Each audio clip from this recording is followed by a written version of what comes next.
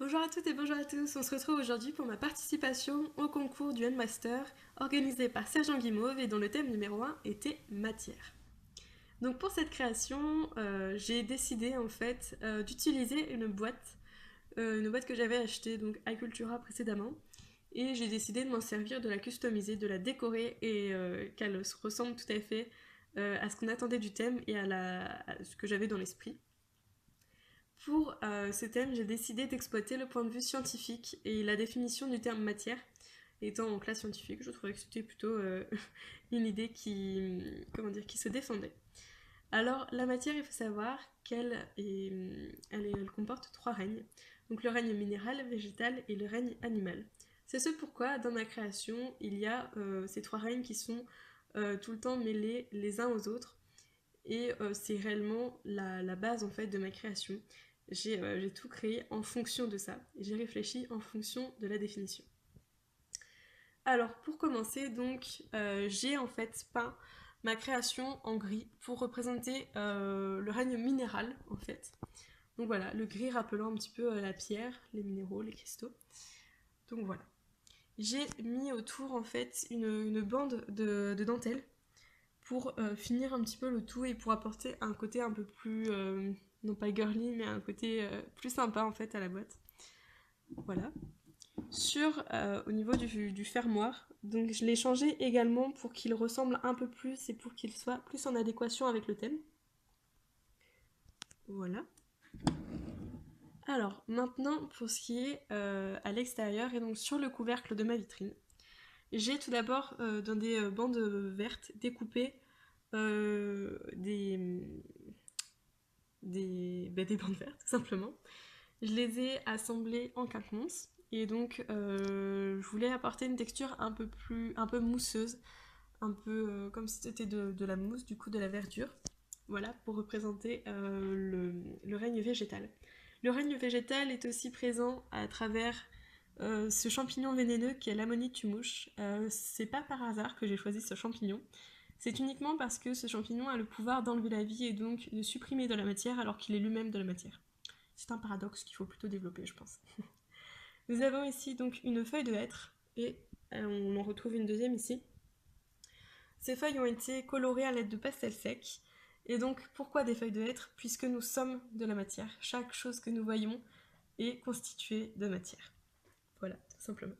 Ici, nous avons une fleur, donc elle est juste là pour décorer. Il n'y a pas tellement d'histoire derrière. Je voulais juste apporter un petit côté fleuri à la création.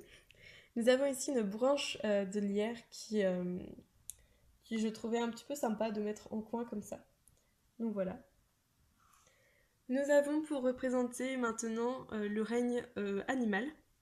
Nous avons cette petite abeille, voilà, dont les ailes sont réalisées en papier cuisson. Voilà, elle a été peinte, elle était noire à la base, vous allez le voir dans le processus de création. Et nous avons ici un scarabée, donc l'abeille et le scarabée sont deux insectes que j'affectionne tout particulièrement. Donc voilà, je ne suis pas superstitieuse, hein, mais voilà, j'aime beaucoup ces deux insectes et je trouve qu'ils avaient tout à fait leur place ici sur ma vitrine de laboratoire. Mon laboratoire s'appelle Matière, donc c'est un petit clin d'œil, un petit jeu de mots, puisque en tant que grand humoriste, je me devais de faire ce petit jeu de mots. Et j'ai d'ailleurs quelqu'un qui m'a aidé, et s'il passe par là, pardon, je lui fais un clin d'œil. Donc voilà, le M a été réalisé en texture bois et le A a été réalisé en fait juxtaposant des engrenages sur la pâte et en colorant par la suite avec des pigments argentés. La flèche représente la barre de fraction. Pourquoi la flèche? Puisque en fait nous allons voyager au cœur de la matière et donc c'est pour rappeler un petit côté un peu romantique, Cupidon. Donc la flèche qui atteint le cœur. Et en plus de ça, je suis une archère, donc c'était parfait. Nous avons ici le 3 qui a été réalisé en texture granit pour rappeler le règne minéral de la matière. Nous avons à l'intérieur de la vitrine un petit mobile d'atome qui n'est pas du tout qui n'est pas du tout ce que j'espérais faire, pardon. Mais il est ainsi et je dois l'accepter ainsi, donc voilà. Mais sachez que j'aurais voulu le faire beaucoup mieux que ça. Malheureusement, j'ai été prise par le temps. Je voulais également réaliser une laborantine dans le coin droit, donc dans ce coin-ci. mais j'ai été prise par le temps également. Je pensais avoir le temps en 3 semaines et lente que je suis, je n'ai pas eu le temps. La laborantine avait été en fait dessinée par une amie et elle aurait dû ressembler à ça. Donc voilà, je suis déçue de ne pas l'avoir faite, mais je remercie mon amie d'avoir fait le croquis. Donc voilà. Nous avons dans le petit coin ici le monstrueux livre des monstres que vous pouvez retrouver dans Harry Potter.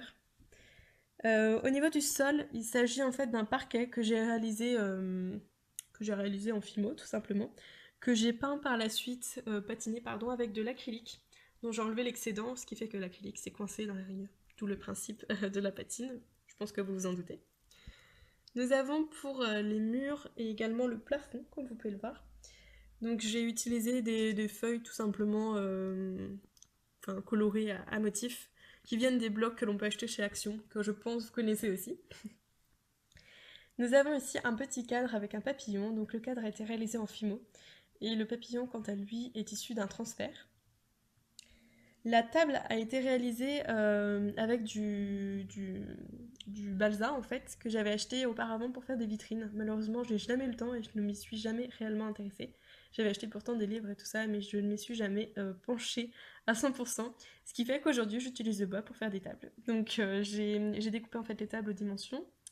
J'ai également poncé pour que tous les éléments puissent bien tenir entre eux.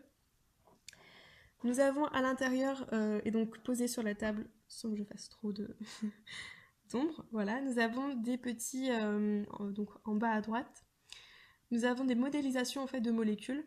C'est des modélisations que l'on peut faire notamment en seconde. Je ne sais pas si vous en avez des souvenirs, je ne sais pas si vous l'avez fait. Toujours est-il qu'en fait on a des boules qui représentent des atomes, donc d'azote, de carbone par exemple, ou d'hydrogène. Et en fait ces atomes, nous les assemblons pour réaliser des molécules. Et les bâtonnets sont représentés ici par les petites tiges de fer. Voilà. Nous avons au fond 3 petites fioles contenant des cristaux, puisque les cristaux, je trouve que c'est très très scientifique, et aimant beaucoup la géologie, je me suis dit que des petits cristaux pouvaient tout à fait avoir leur place ici.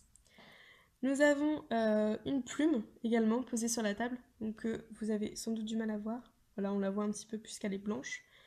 Et on voit également dans le fond très difficilement de cristaux.